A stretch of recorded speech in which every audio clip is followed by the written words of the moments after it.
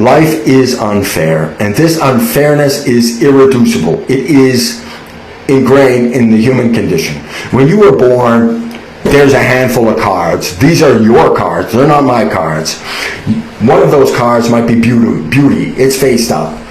You might have innate intellect, ambition. You might be born into a wealth of fame and fortune or a trailer park in Appalachia. These are your cards, and life is what you make of these cards. Tragedy in the human condition. When Freud speaks about the goal of psychotherapy as taking hysterical neuroses and reducing it to everyday unhappiness, he was marking his recognition that life is ultimately tragic. We all have intrinsically irreconcilable desires and interests. Each one of us is a complex amalgam of virtue and vice, greed and cooperativeness. And yes, in religious terms, this is original sin. We are neither devils nor angels. Each one of us is a complex amalgam of, sinful thoughts or selfish, self-interested, egoistic desires, but also instincts towards help and benevolence and empathy. So each of us confronts an irreconcilable struggle within ourselves to realize the better parts of our nature. This is the existential condition in which to choose one thing implies necessarily forsaking another. What exactly do I mean by these trade-offs? I recall an amusing poster in the office of a coworker, an editor as it happens, and it read, "You can have it fast. You can have it cheap. You can have it well done. Pick two." And reflect on the list. You can have it fast, cheap, or well done. You can pick any two of the three. There is no optimizing all three. And the result is not the result of arbitrary constraints here. The ends pull in different directions. Remember this, you can have it all nonsense. Sorry, you can't. This is utopian dreaming. You actually need to make sacrifices and trade-offs. And yes, life is unfair, and this unfairness is ultimately irreducible. Contrary to what you may have been led to believe, you can't be anything you want either. If this were true, we would all be Brad Pitt, LeBron James, or Kim Kardashian. Achievement requires innate talent, a tremendous amount of hard work, and is pointedly obvious in the case of Kim Kardashian, good fortune. Never give up on your dream. Really? Wouldn't that seem to depend on how realistic your dreams are? This is part of the tragic vision of life. Yes, of course, you are unique, just like everybody else. You being unique doesn't make you special in any meaningful sense at all. Undoubtedly, millions of young men dream of being the next LeBron. How many dream of being a plumber, an accountant, or a hairdresser? And these people perform necessary work, and their lives are no less valuable than the lives of pampered athletes or reality television stars. Becoming a responsible adult may require the painful recognition that fame and fortune simply aren't in your destiny. The mistake our warriors for justice make is to ascribe all negative social differentials to institutional justice. Oh, if society was fair, they argue, we would all be equal. Not only in terms of political equality, but in terms of material wealth and well-being. But the harsh truth is that we are not all equal in innate talents, intellect, beauty, initiative, or ambition. This isn't to say that we shouldn't try to prevent extreme outcomes, only that we need to be conscious and very cautious in our approach. Eliminating or reducing one apparent injustice often comes at the cost of creating even greater injustices or hardships. The law of unintended consequences is one the utopian dreamer never seems to learn.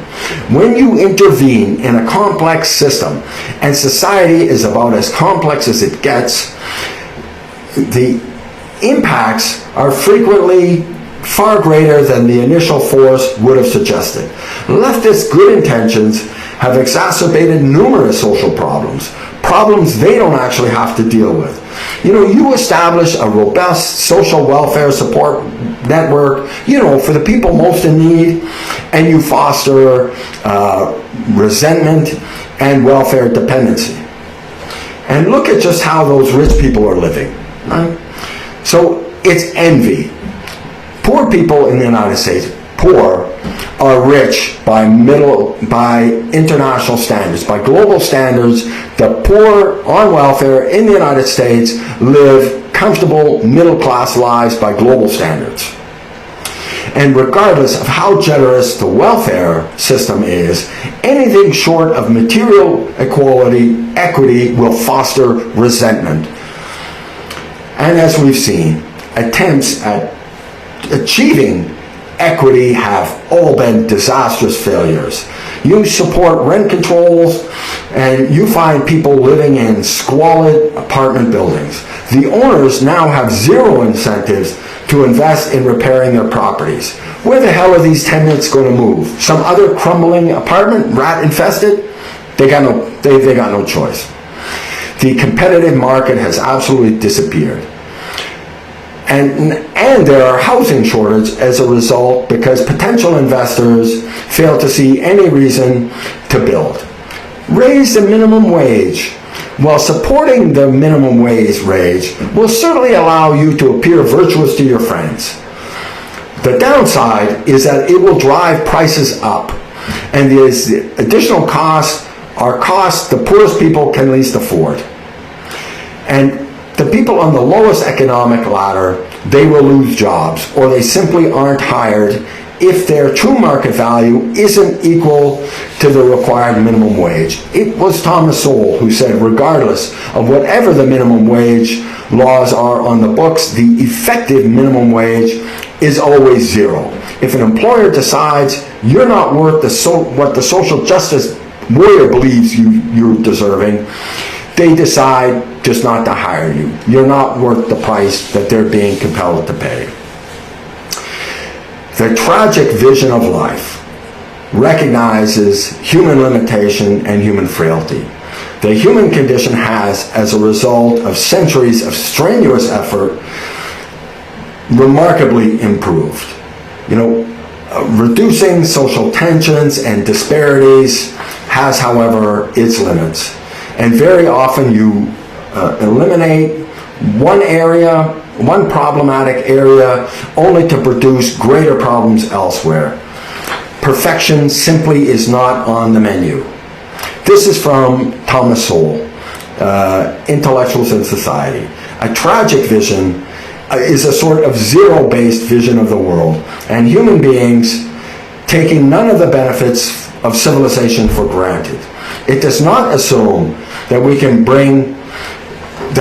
begin with what we already have and simply tack on improvements without being concerned at every step whether these improvements jeopardize the very processes and principles on which our existing level of well-being depends.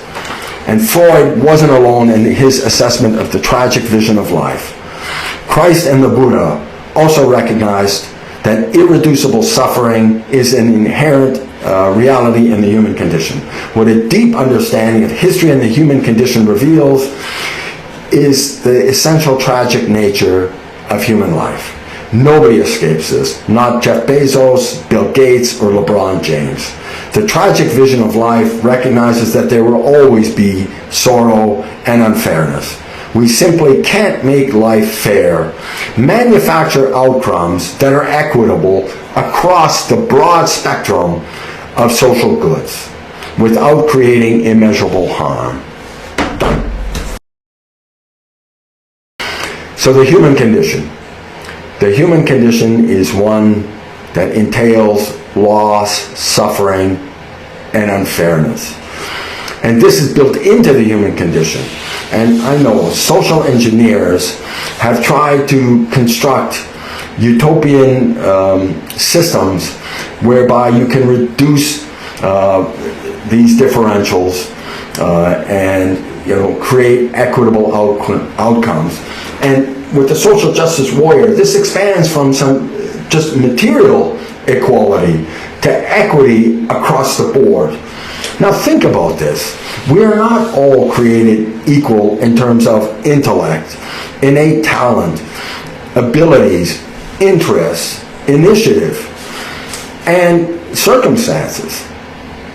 So you begin the game that is life from where you are, with the constellation of talents and abilities and interests that you have, and these are your playing cards, and you play them as best you can. And in a free market system where there aren't artificial barriers to your success, you can pursue outcomes that favor your particular playing cards. I don't know what LeBron James might be like as a physicist. Maybe he could have been an equally world-class physicist as he is a basketball star.